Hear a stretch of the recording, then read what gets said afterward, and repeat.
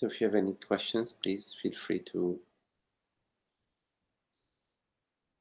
pose your question.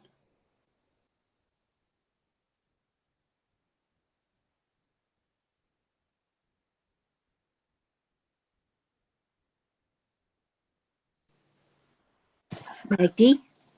Hello, Esther. Hi. Jean Klein, I was reading Jean Klein, and he was saying that objectifying the body is very helpful in becoming free of identity with it. He said, especially when it's sick. Could you talk a bit about that, objectifying the body?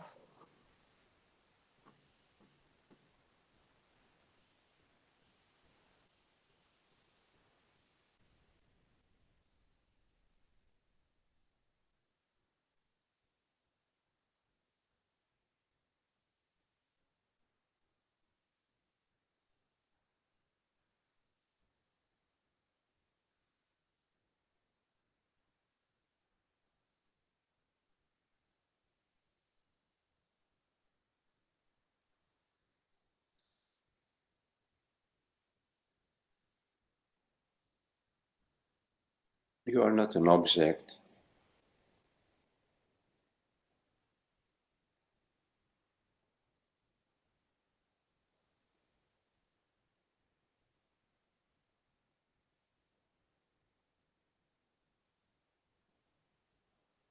So in objectifying the body,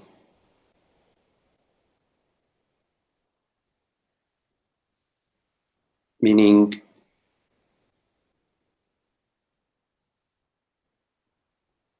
the sensation, something that you perceive.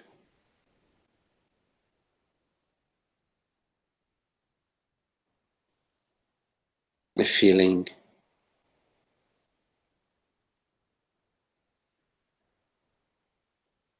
the perception.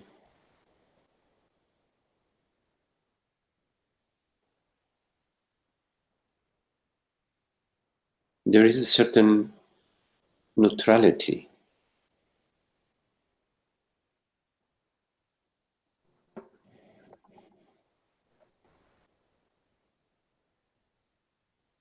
You are perceiving something, but you are not something. There is a certain disinterest or a certain appropriate interest in an object.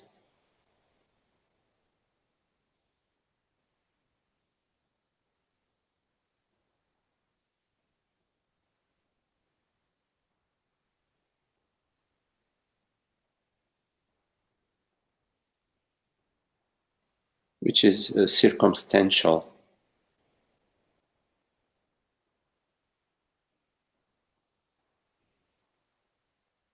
So, like with your car, there is an interest in adding fuel to your car when you notice that the fuel gauge is on low.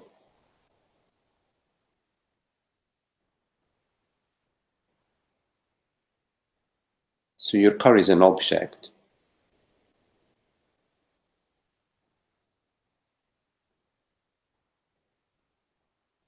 Same with the house where you live.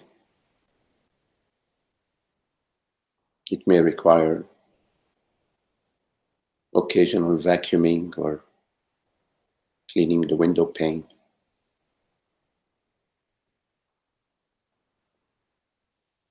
There is a certain neutrality about passivity in a way, neutrality in these in relating to an object.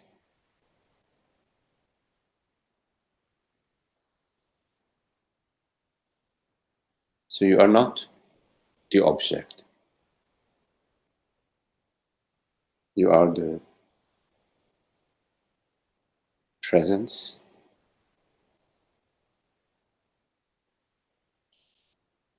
the absence.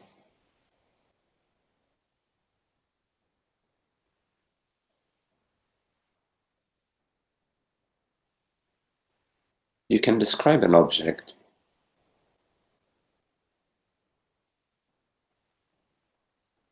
but you cannot describe what you are.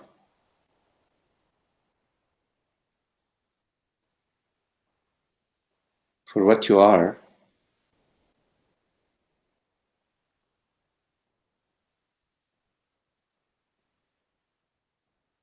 is formless.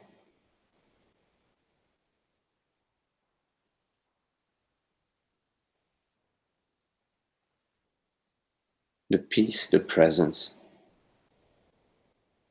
the bliss of the self.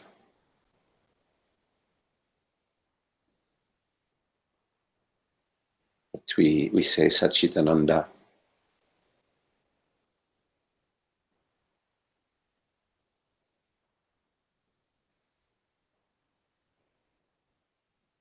There is no identity with the object, no identification with an object.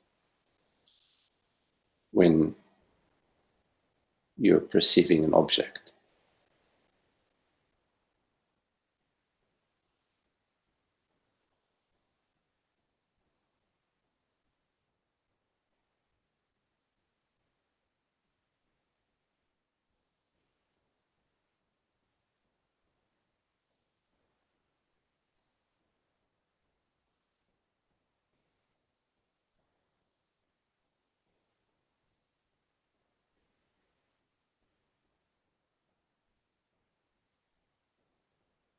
so the body is that way. It's a perception, a sensation, an object of perception in a form.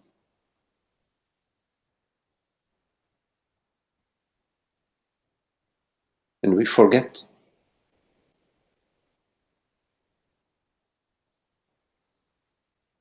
that we are not any form.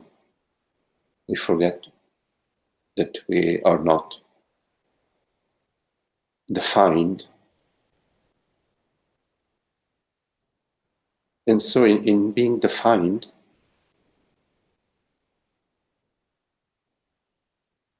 we become this object of definition.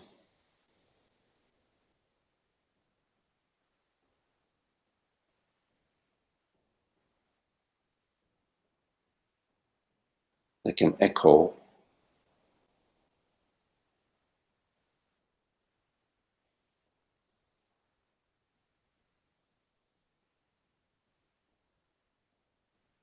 that does not stop, that goes on echoing, echoing.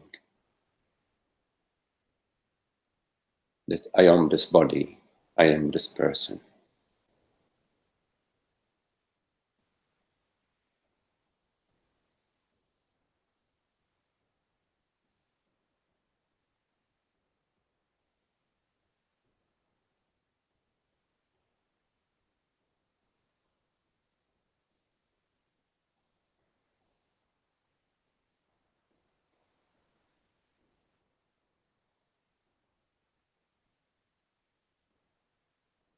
So when we objectify the body,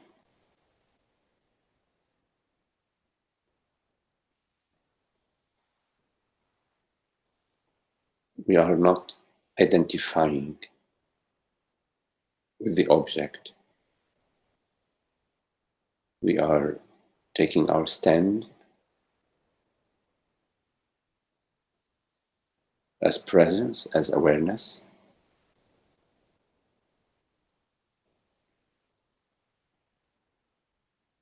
And so the body appears, meaning a sensation, an image, a thought.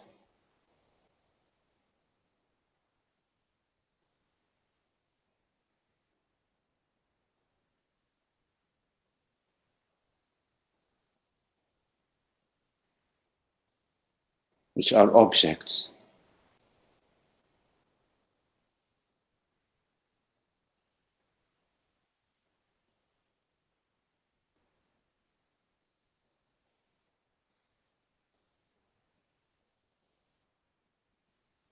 They arise with a certain duration, and they have a certain form.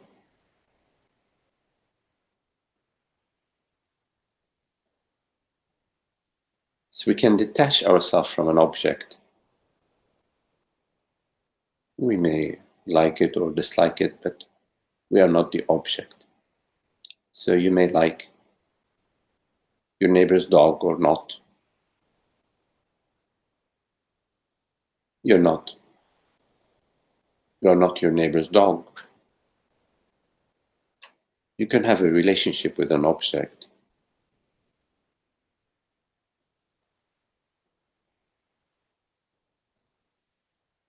but you are not the object.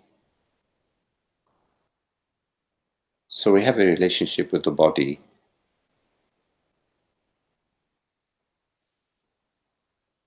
It varies.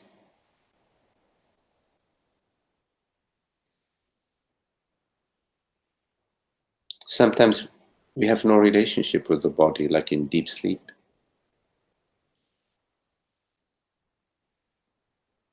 Or when we are completely awake to our true nature, then we don't have a relationship with the body.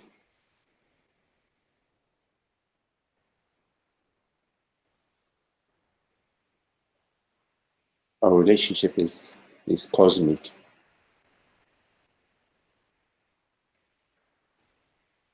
It's an equal relationship with everything.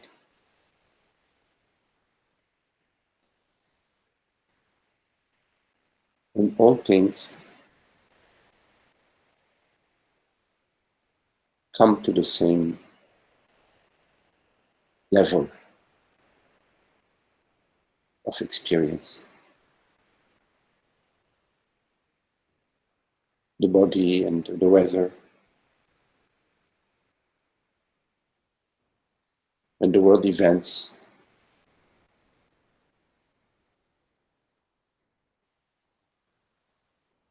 and awareness, they all come to the same level.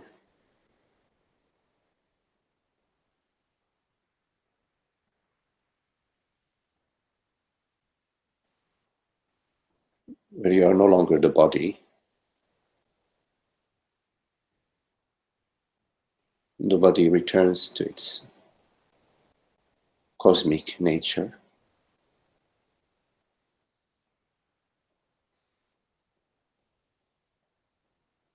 And you are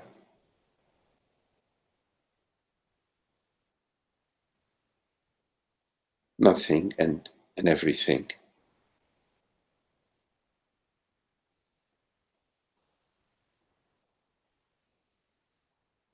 But nothing in particular.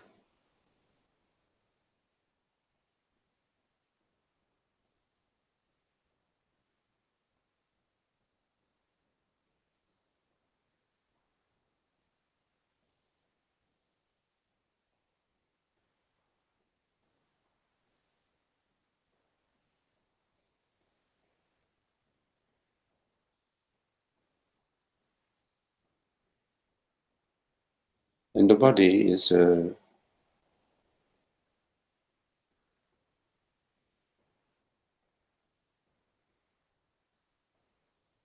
good topic of contemplation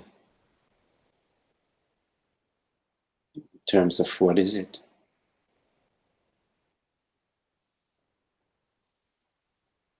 There is a body, but what is it? What is a body?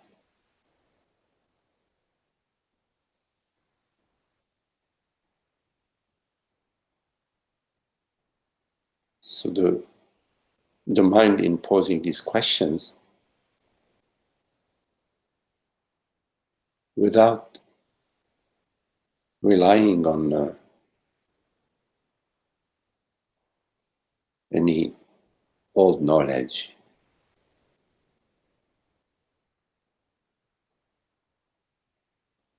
Comes to the true silence,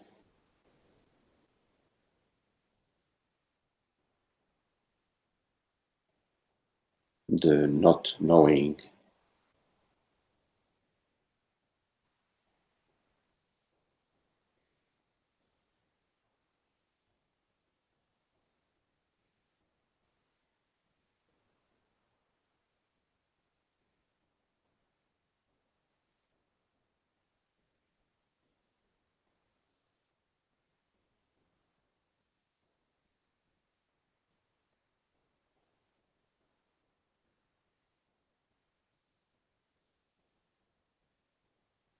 that is free from any personal need to know,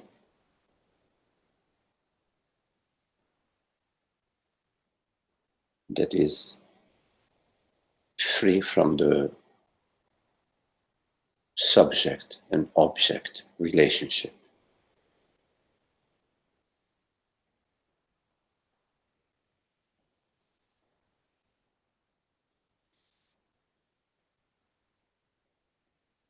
There are no separate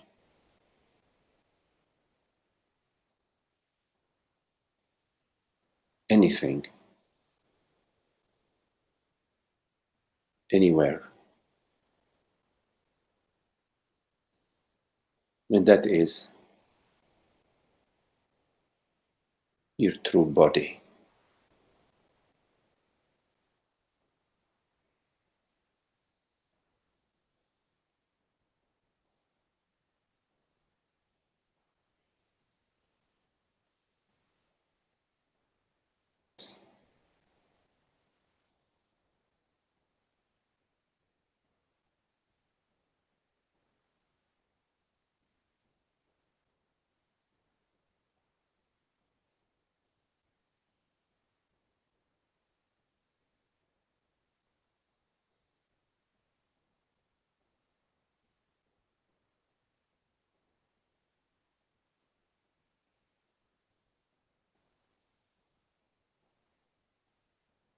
There are no boundaries to presence.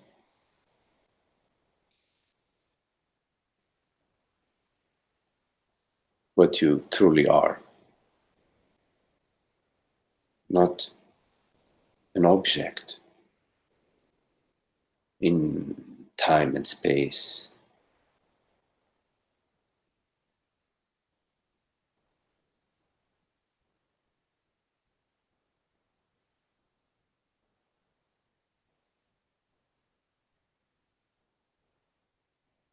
When you objectify yourself, you limit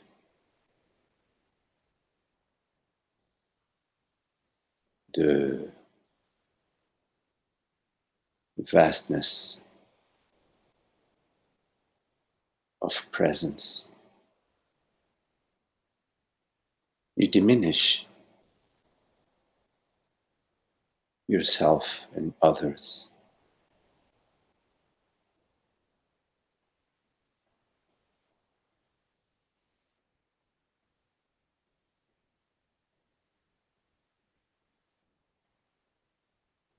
And when you try to find happiness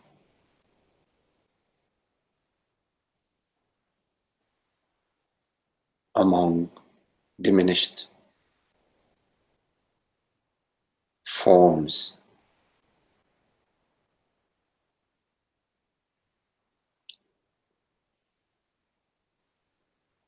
reduced to your own conceptual perception, it is not possible.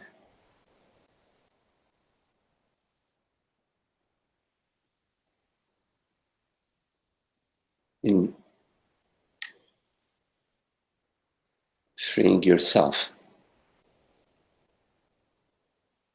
you free the entire universe.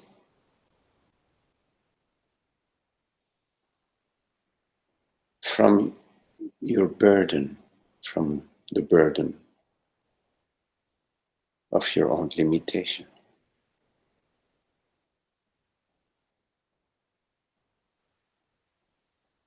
which is your illusion.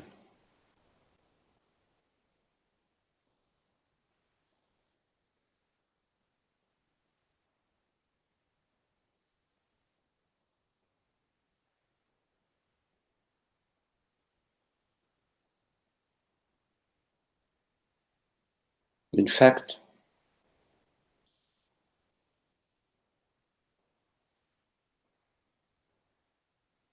you are the freedom of being.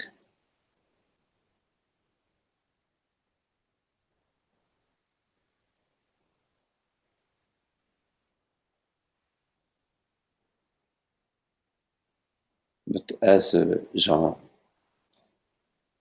Klein used to speak, as you mentioned, you need to free yourself from being an object, from being identified with an object.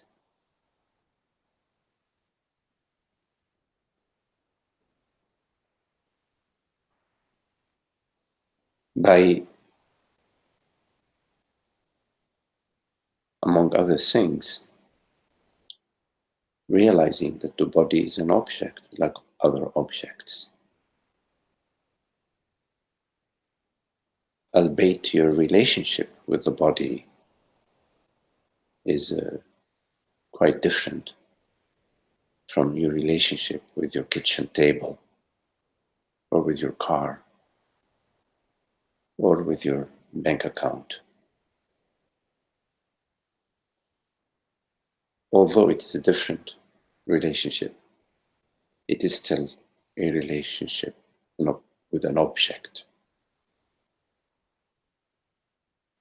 And you are not the object. You are not your car, nor are you your body.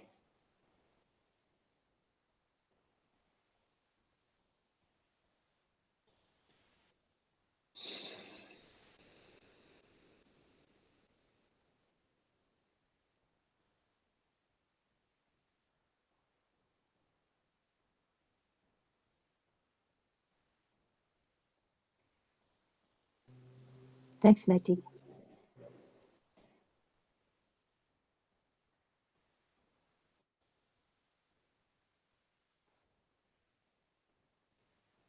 Hi, Magdi. Hello, Holly. Hi there. So my question is that if consciousness is absolute freedom, then what is the nature of faith?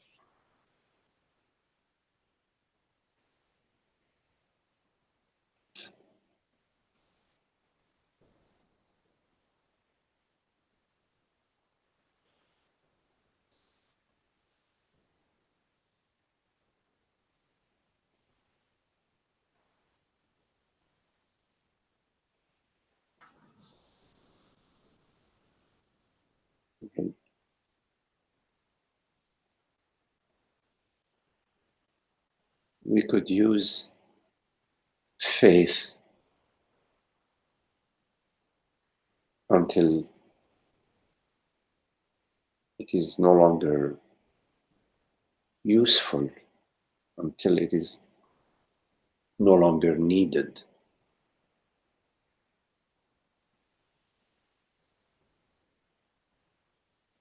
What matters is what we place our faith in.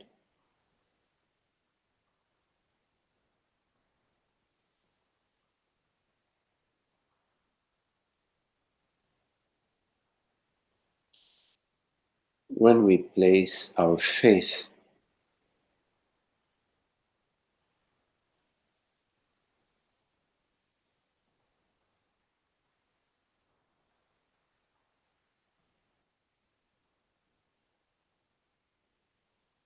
in the false,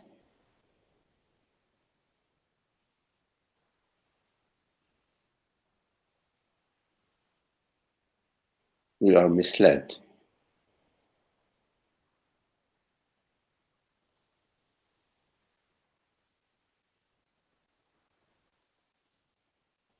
The mind is constantly shifting thoughts,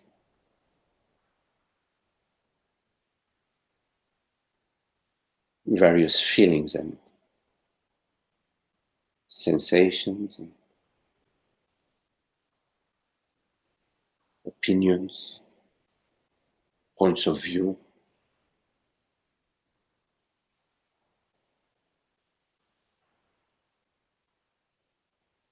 We know something today, and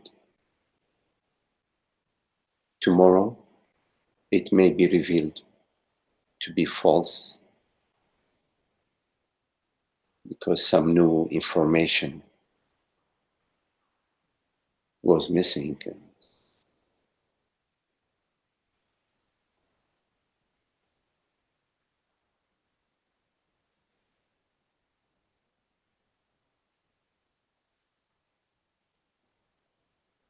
So when we place our faith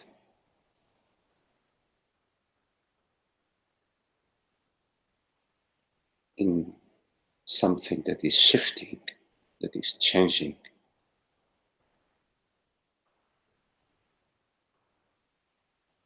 one day it is like this, the next day it is like that, then our faith is misplaced.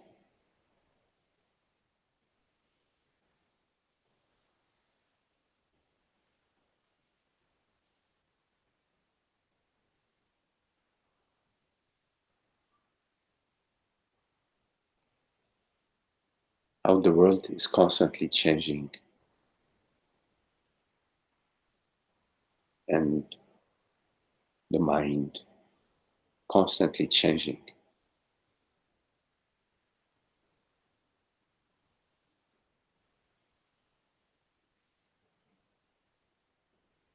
People we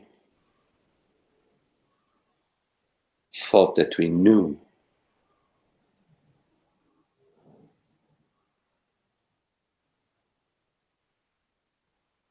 under certain situations, they become very different from how we knew them.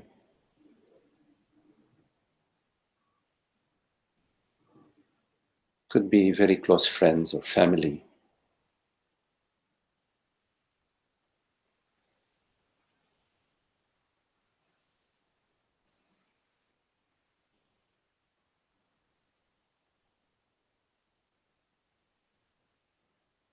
Your dog may be more reliable.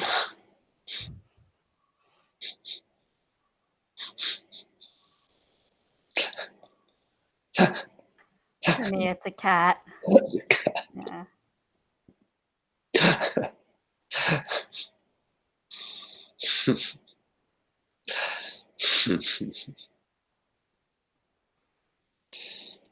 But then one day they are no longer around, you see.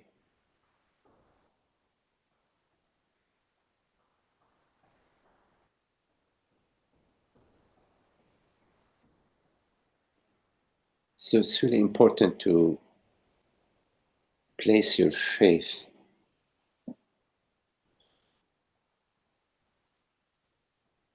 in what is reliable.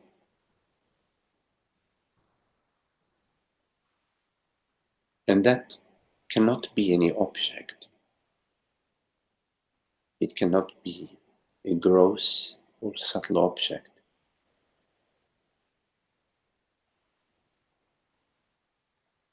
It cannot be an experience. It cannot be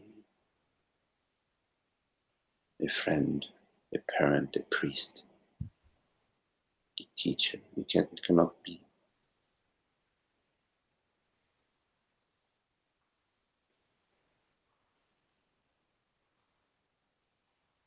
What you can always count on is the light of being, the light of awareness. Because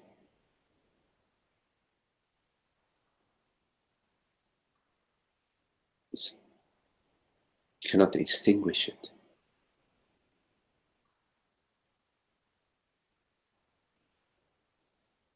The radiance of being.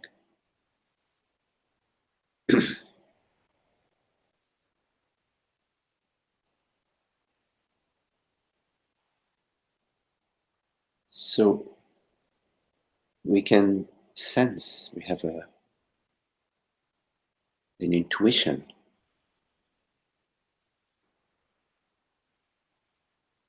of that, of the peace, of the bliss of the self. We have an intuition, an inner intuition, and also we recognize it.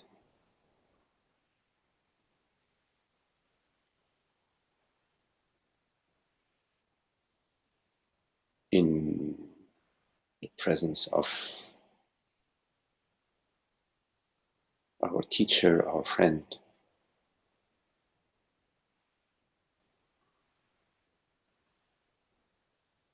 who is the living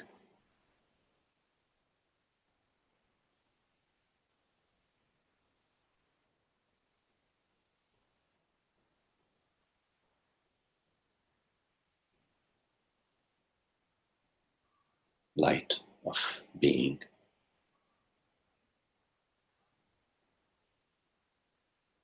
Which resonates within us.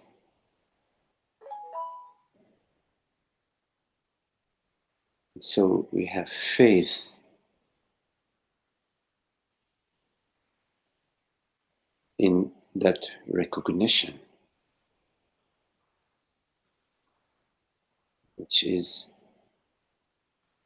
not in time, it is an immediate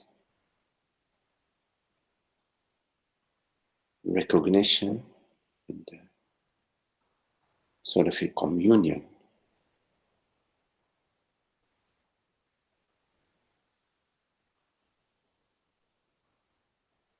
And we experience the peace and the bliss of the self.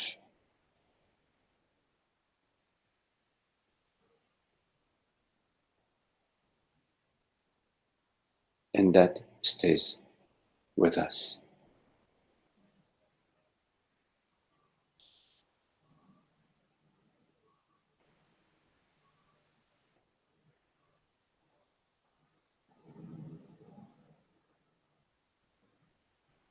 And the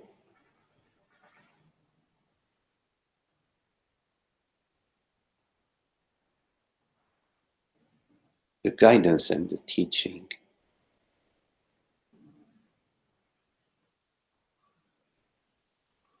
that resonate for us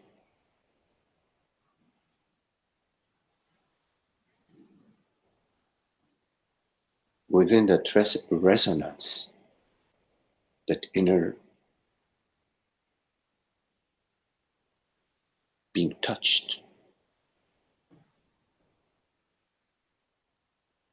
that awakens our faith and trust and confidence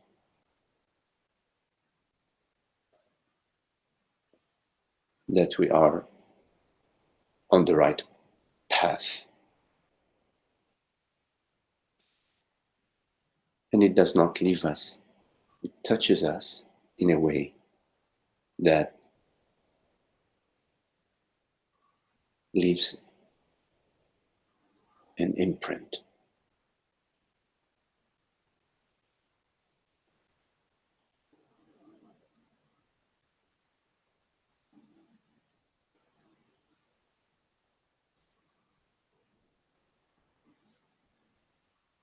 It's quite different from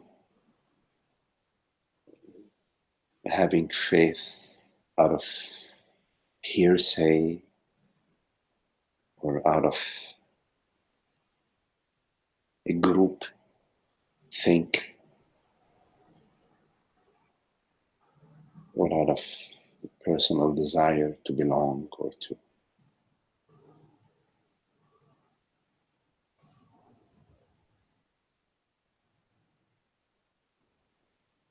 be personally embraced.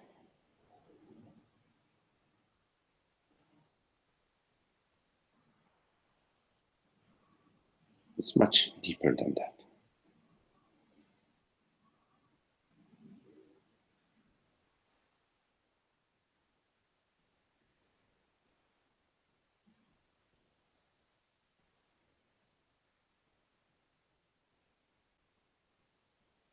And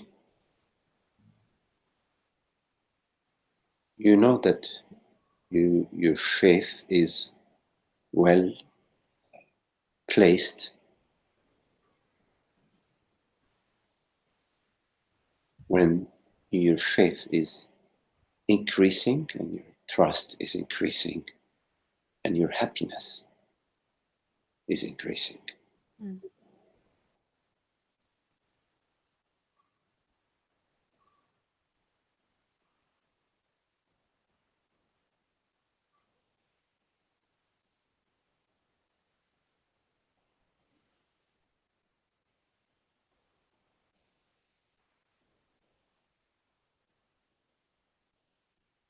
When your interest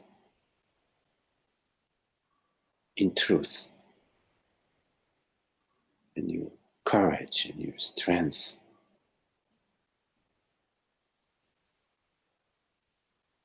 in your journey and in the investigation and in the inquiry and in the surrender is increasing.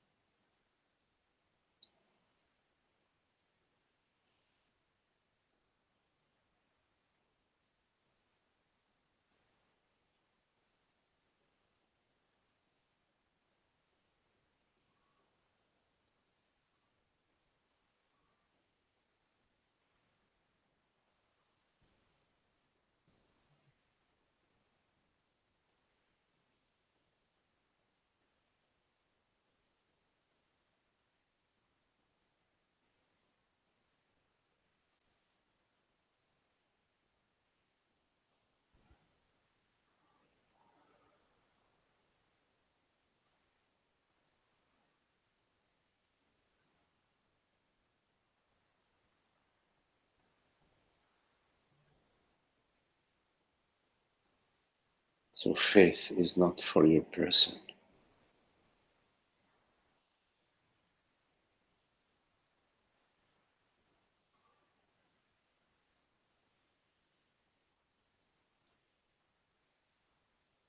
It's not for your personal benefit.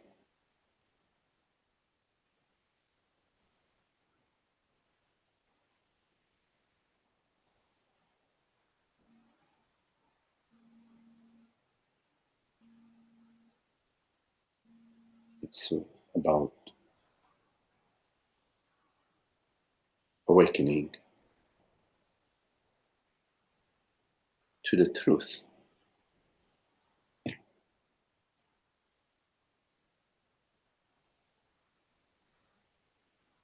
which is the greatest benefit, if you want to speak of it this way.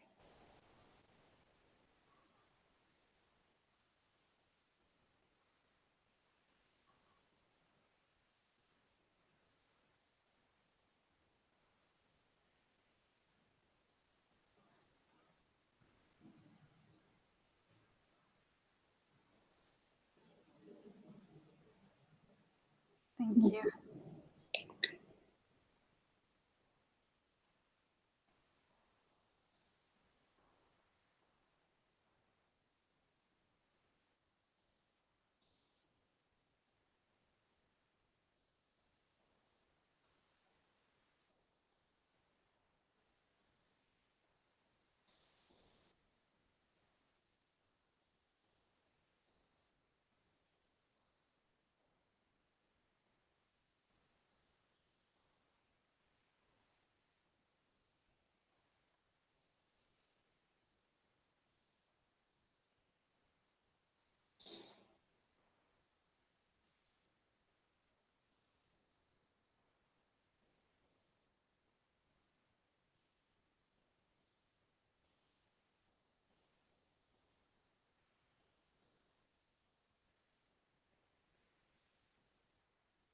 Hello, David.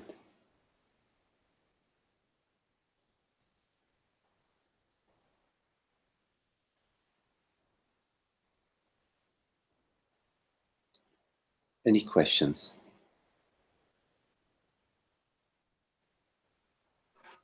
Hi, Magdi. Zoe, Hi. I was reading one of Jean Klein's books, and there's a line in here that says, "It is only when you have the forefeeling of truth, when you are a disciple of truth, that the guru can meet you." Could you talk about that forefeeling of truth?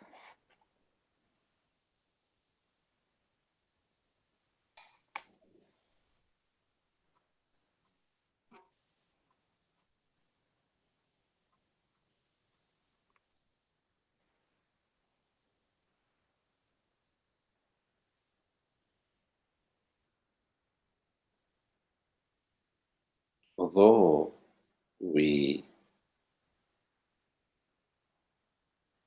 are looking and inquiring into truth,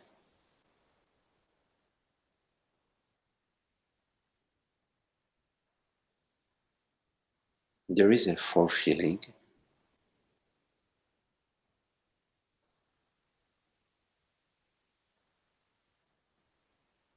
of truth,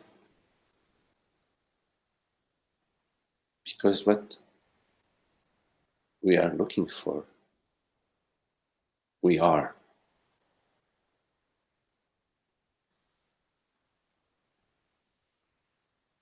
This forefeeling is, in many cases, covered up, obscured, veiled by the mind, thoughts, sensations, feelings, opinions, beliefs.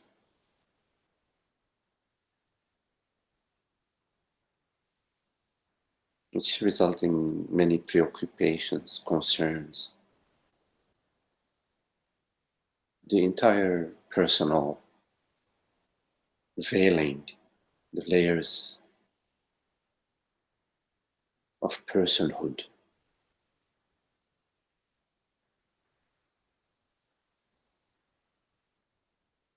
In most cases, the forefeeling of truth.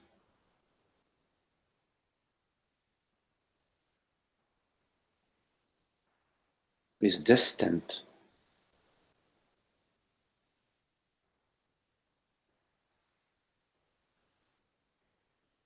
in view of our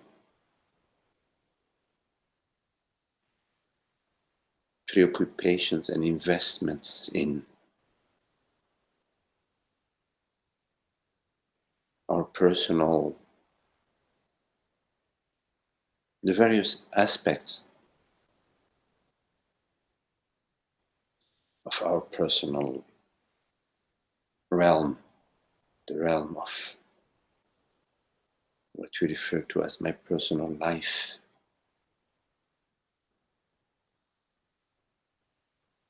my job, my family, my children, my relationship, my partners, my body, my future, etc.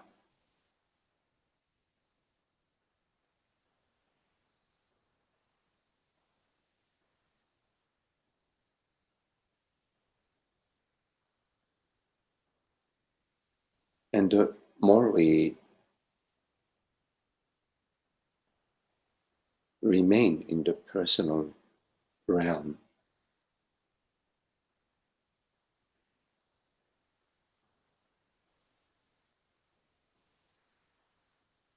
the more distant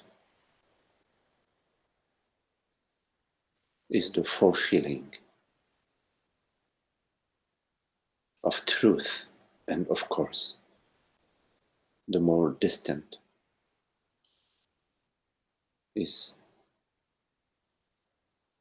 our relationship with the teacher and with our awakening from the personal realm.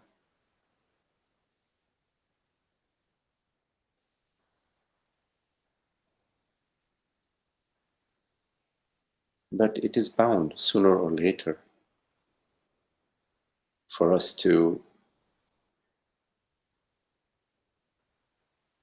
tire from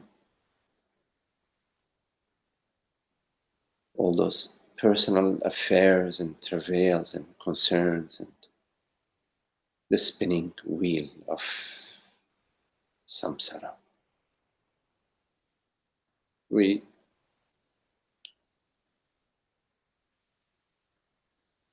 decide to, rather than remain on the horizontal levels, we decide to journey on the vertical.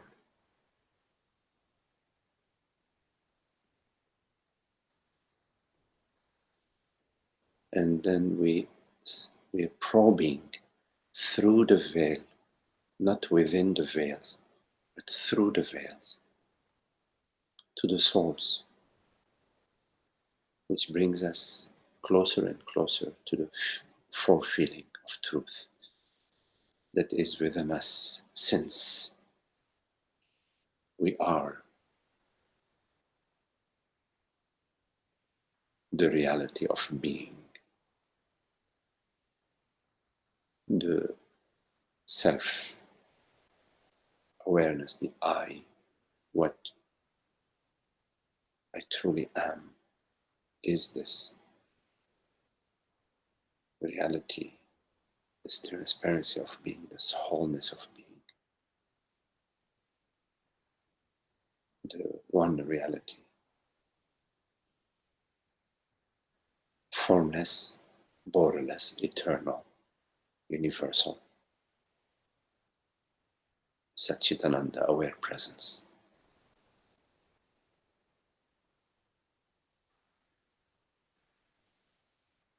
The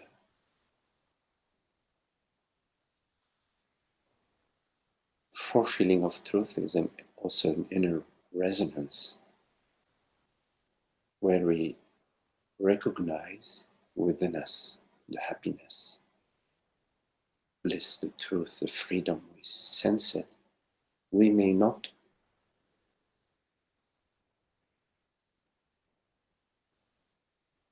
be fully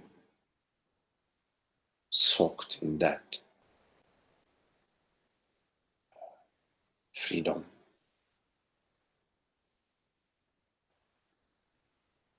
but we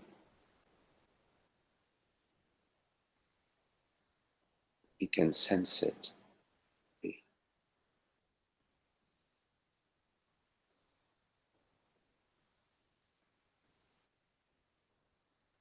We feel it within us, that it's real, that it's the right direction.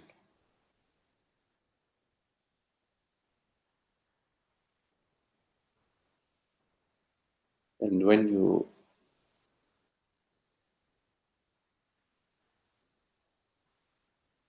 find that there is this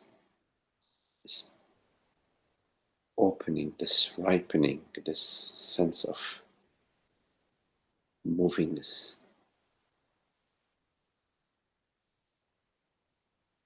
step, no matter whether it's a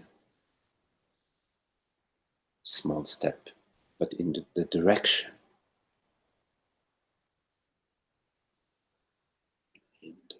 in the right direction, which is the direction of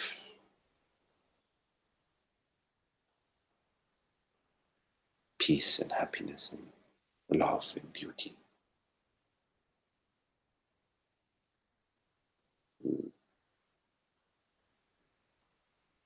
An increasing love for truth, a growing love for truth,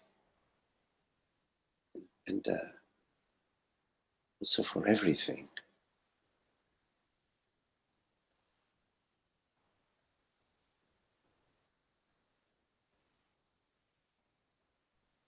Increasing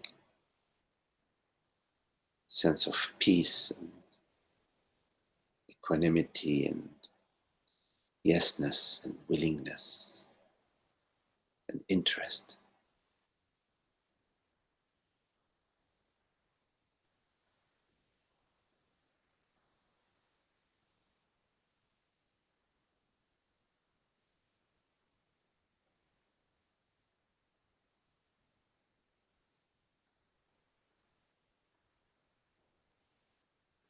And it is that forefeeling of truth that we sense in being together, in this sort of gathering of one.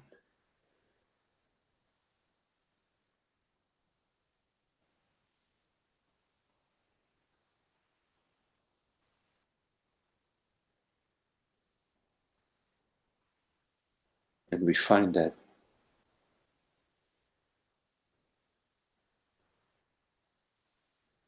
our openness and availability to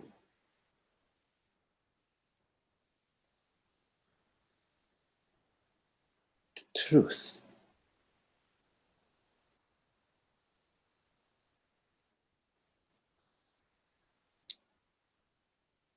at some point we find that it's all there is.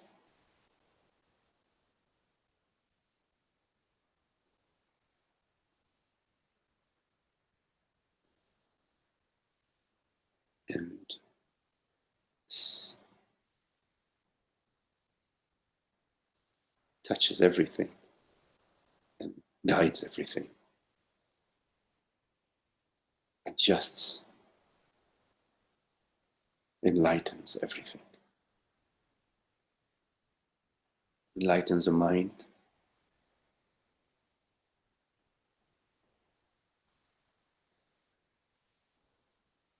brings bliss in the world and in your life.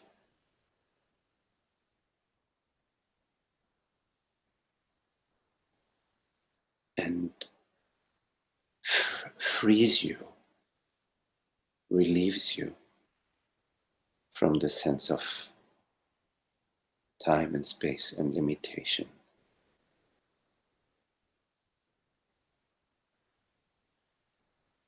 Reveals you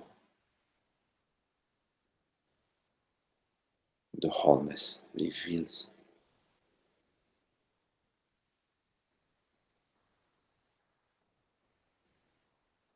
the wholeness of being that you are.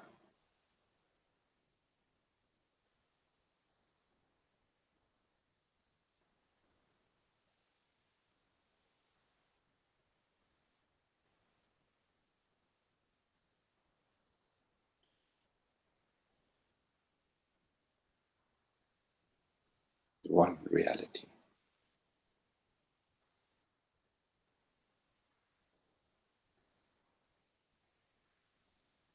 Which is love.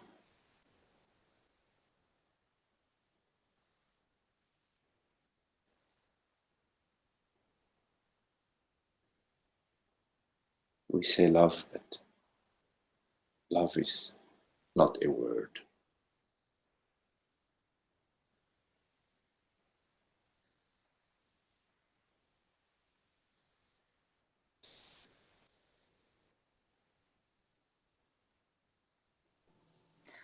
Thank you, Magdi. That brought it to life. You know, talking about the when we gather like this, and that sense and that draw, that pull to be in satsang. Yeah, that I don't know. It just brought it to life for me. Thank you.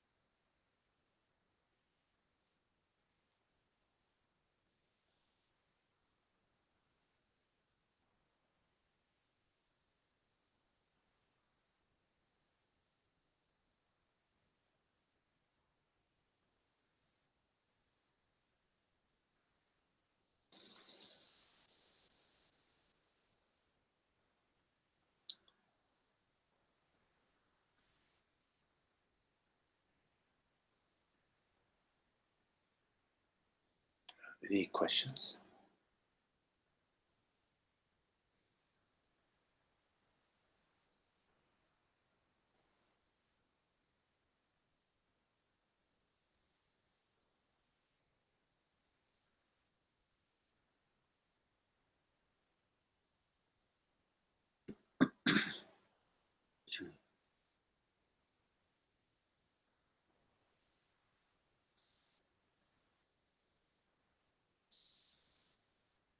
Okay, well, we won't be meeting over our house this Sunday, but most likely we will meet online. We'll see, we'll announce that. Okay, thank you all for lovely presence, company. Namaste.